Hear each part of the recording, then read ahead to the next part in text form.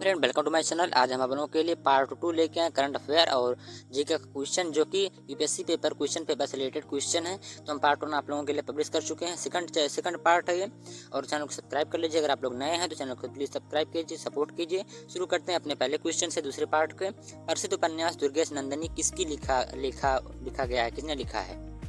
रविन्द्रनाथ टैगोर ने, या फिर ईश्वर चंद्र विद्यासागर ने, या फिर शरत चंद्र चट्टोपाध्याय जी ने, या फिर बांकिम चंद्र चटर्जी ने लिखा है?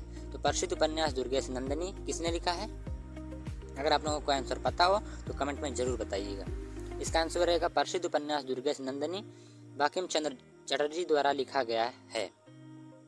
ठीक है, अगर आप लोग नए हैं तो चैनल को सब्सक्राइब कर लीजिए, जरूर प्लीज़ सपोर्ट कीजिए। शुरू करते हैं दूसरे क्वेश्चन से। भारत में प्रसिद्ध गोल गुंबद कहाँ स्थित है?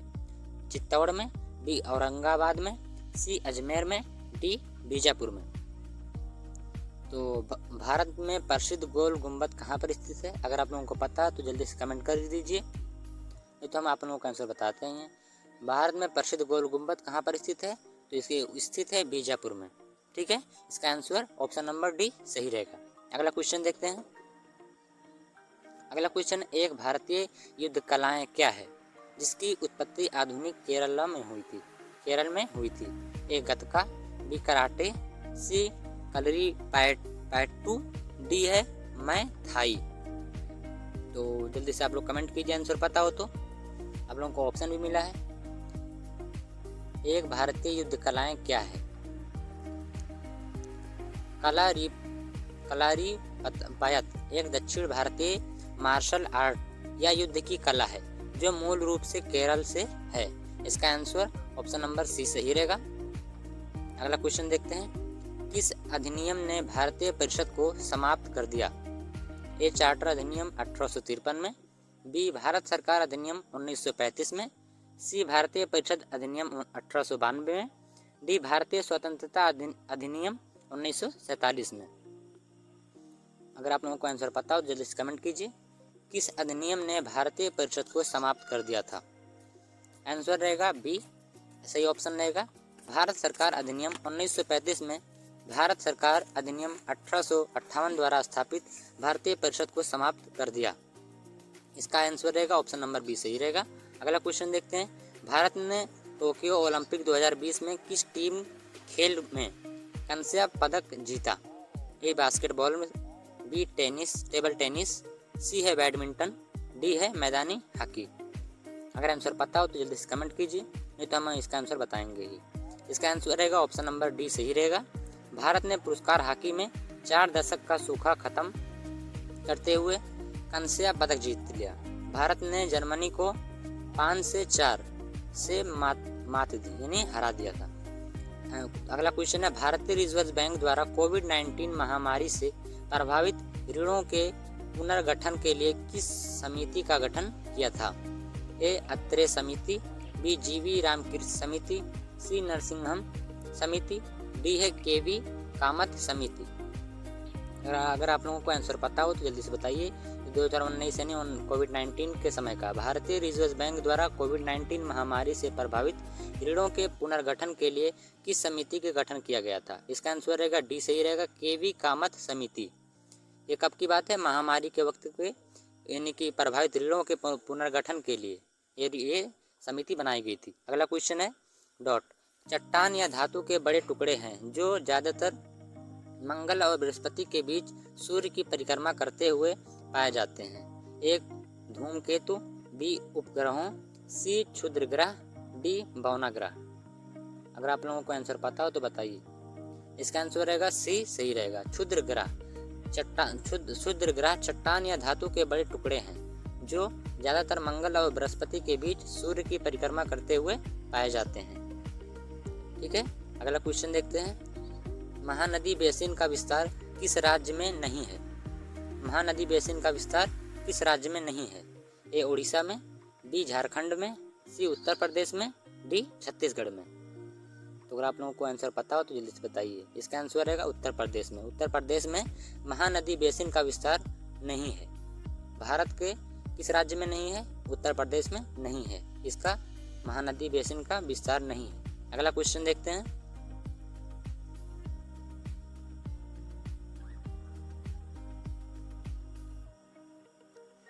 किसे प्रसिद्ध रूप से मैसूर का बाग कहा जाता है? मैसूर का बाग के रूप में कौन प्रसिद्ध है? ए शेख मोहम्मद अब्दुल्ला, बी बाजीराव, सी टीपू सुल्तान, डी आसफ जाह। मैसूर का बाग किसे कहा जाता है? बहुत बढ़िया क्वेश्चन है, बहुत इंटरेस्टेड क्वेश्चन है। अगर आप लोगों को आंसर पता हो तो जल्दी से बताइए। इसका आंसर रहेगा सी टीपू सुल्तान। मैसूर का बाग किसे कहा जाता है? मैसूर का शेर किसे कहा जाता है? तो टीपू सुल्तान को कहा जाता है। अगला क्वेश्चन देखते हैं। निम्नलिखित में से किसका उपयोग कर्कट रोग के उपचार में किया जाता है? ए एल्युमिनियम 27, बी कोबाल्ट 60, सी सीसा 64, डी आयरन 56 यानी 56।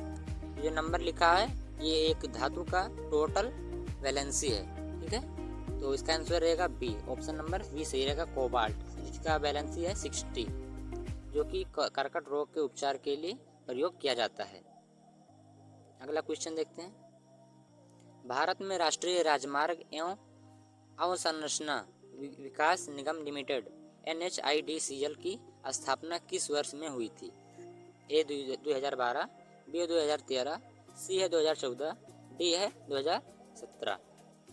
भारत में राष्ट्रीय राजमार्ग एवं अवसंरचना विकास निगम, ये जो राजमार्ग भारत का, इसका संरचना विकास निगम लिमिटेड की स्थापना कब हुई थी? इसका आंसर रहेगा ऑप्शन नंबर सी 2014। 2014 में भारतीय राष्ट्रीय राजमार्ग अवसंरचना का विकास हुआ था।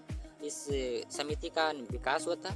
इस समिति का नाम है NHIDCL। अगला क्वेश्चन, निम्नलिखित में से किसे यूनानी लेखकों में ने अमित्र घाट की उपाधि दी थी? ए सेल्यूकस निकेटर, बी अलेक्जेंडर, सी चंद्रगुप्त मौर्य, डी है बिंदुसागर। निम्नलिखित में से किस यूनानी लेखकों ने किसको अमित्र घाट की उपाधि दी थी? इसका आंसर रहेगा डी बिंदुसागर। बिंदुसागर जी को यूनानी लेखकों ने अमित्र घाट की उपाधि दी थी। अगर आप लोगों को आंसर पता हो तो कमेंट करके बता दीजिए और चैनल को सब्सक्राइब कर लीजिए अगर नहीं हो तो। शुरू करते हैं अगला क्वेश्चन। राज्यसभा में उत्तर प्रदेश की कितनी सीटें हैं? बहुत इंपॉर्टेंट क्वेश्चन, बहुत जरूरी क्वेश्चन। ए 31 सीट, बी 16 सीट, सी 18 सीट, डी 10 सीट। देखिए राज्यसभा का है, लोकसभा ये सब अलग अलग चीज़ है। आंसर इसका ऑप्शन नंबर ए सही रहेगा। राज्यसभा जिसका अर्थ है राज्यों की परिषद, भारत की संसद का ऊपरी सदन है। उत्तर प्रदेश राज्य में 31 सदस्यों का चुनाव करता है। इसका आंसर रहेगा ऑप्शन नंबर ए सही रहेगा। अगला क्वेश्चन, निम्नलिखित में से किसने कहा था कि भारतीय संविधान सर्वप्रथम और सर्वाधिक महत्वपूर्ण एवं सामाजिक दस्तावेज है? A Winston Churchill, B Granville Austin, C है MV पाइली, डी है केसी वेयर। किसने कहा था कि भारतीय संविधान सर्वप्रथम और सर्वाधिक महत्वपूर्ण एक सामाजिक दस्तावेज है? जल्दी से बताइए।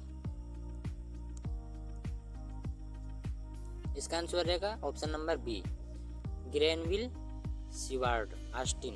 भारतीय संविधान के एक अमेरिकी इतिहासकार थे। 2011 में भारतीय संविधान के निर्माण और कार्य पर उनके लेखन के लिए उन्हें भारत के गणतंत्र के चौथे सर्वोच्च नागरिक सम्मान पद्मश्री पुरस्कार से सम्मानित किया गया था, जिन्होंने ही कहा था कि सर्वप्रथम भारत के संविधान जो है उसको सर्वप्रथम सर्वोच्च कहा गया था। अगला क्वेश्चन है, उष्णकटिबंधीय पर्णपाती वनों के संबंध में निम्नलिखित में से कौन सा कथन सही है? ए ये वन भारी हिमपात वाले क्षेत्रों में पाए जाते हैं, बी ये वन उन क्षेत्रों में पाए जाते हैं जहां वर्ष के कुछ हिस्सों में भारी वर्षा होती है और उसके बाद अति शुष्क मौसम हो जाते हैं, सी है ये वन बहुत कम वर्षा वाले क्षेत्रों में पाए जाते हैं, डी है ये सदाबहार वन होते हैं। क्वेश्चन क्या पूछा? उष्णकटिबंधीय पर्वतीय वनों के संबंध में निम्नलिखित में से कौन सा कथन सही है? उष्णकटिबंधीय पर्वतीय वनों के बारे में पूछा गया है। इसका आंसर कौन सा सही रहेगा? कमेंट कीजिए अगर आप लोगों को क्वेश्चन पता है, आंसर पता है। इसका आंसर रहेगा ऑप्शन नंबर बी सही रहेगा। ये वन उन क्षेत्रों में पाए जाते हैं जहां वर्ष के कुछ हिस्सों में, यानी कि साल भर के कुछ हिस्सों में भारी वर्षा होती है और उसके बाद अति शुष्क मौसम हो जाता है, यानी गर्मी बहुत ज़्यादा पड़ने लगती है। अगला क्वेश्चन, राष्ट्रीय सौर ऊर्जा संस्थान का मुख्यालय हरियाणा के जिले में स्थित है। कहाँ पे स्थित है? ए करनाल, बी है गुरुग्राम, सी है हिसार, डी है पानीपत। आप लोग का आंसर पता हो तो बताइएगा। राष्ट्रीय सौर ऊर्जा संस्थान का मुख्यालय हरियाणा के किस जिला में है? आंसर नंबर बी सही रहेगा, गुरुग्राम जिले में स्थित है, जो कि राष्ट्रीय सौर ऊर्जा संस्थान का मुख्यालय है। और कहाँ पे स्थित है? हरियाणा के गुरुग्राम जिले में स्थित है। अगला क्वेश्चन देखते हैं।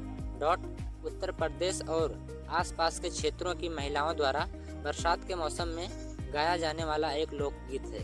ए बिहू, बी है दशकथिया, सी है कजरी, डी है भूता।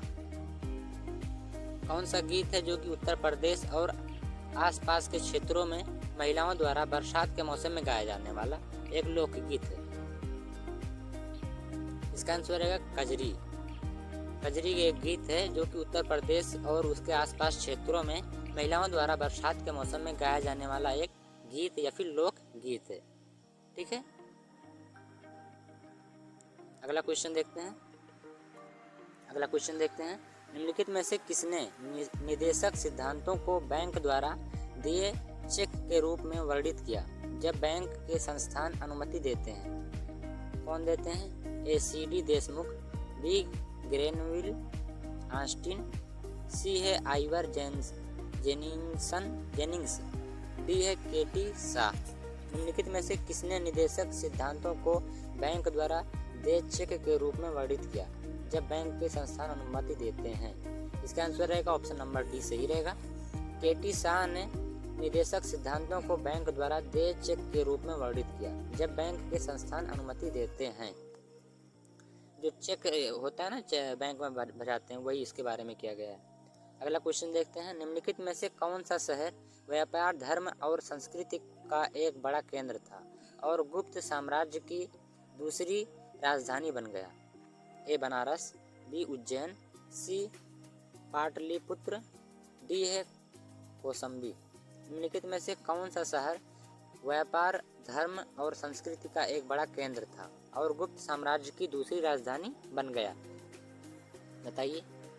इसका आंसर रहेगा ऑप्शन नंबर बी सही रहेगा, उज्जैन गुप्त शासकों की शक्ति का महत्वपूर्ण केंद्र था। उज्जैन मध्य प्रदेश का पवित्र शहर माना जाता है। उज्जैन ही वह राज्य है जो कि धर्म और संस्कृति का एक केंद्र था। अगला क्वेश्चन है। भारतीय संविधान में स्वतंत्रता, समानता और बंधुत्व के सिद्धांत निम्नलिखित में से किस संविधान से लिए गए हैं? ए ऑस्ट्रेलिया का संविधान, बी है कनाडा का संविधान, सी है आयरिश संविधान, डी है फ्रांसीसी संविधान। भारत का संविधान के स्वतंत्रता और समानता और बंधुत्व के सिद्धांत निम्नलिखित में से किस संविधान से लिए गए हैं? अगर आंसर पता हो तो कमेंट कीजिए और चैनल को सब्सक्राइब करना ना भूलें। ठीक है, अगला इसका आंसर है ऑप्शन नंबर डी सही है, फ्रांसीसी संविधान।